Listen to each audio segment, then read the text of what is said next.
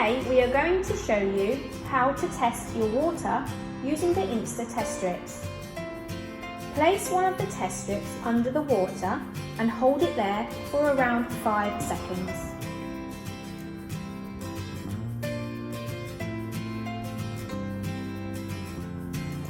You will need to match up the values with the chart on the back of the pot.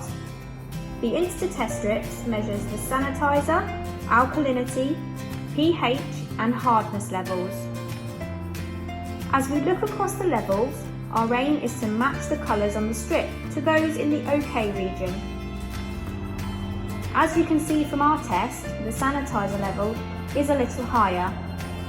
This level will decrease naturally through use and running the jets. If you find the levels are too high or too low, you may need to add the appropriate chemical.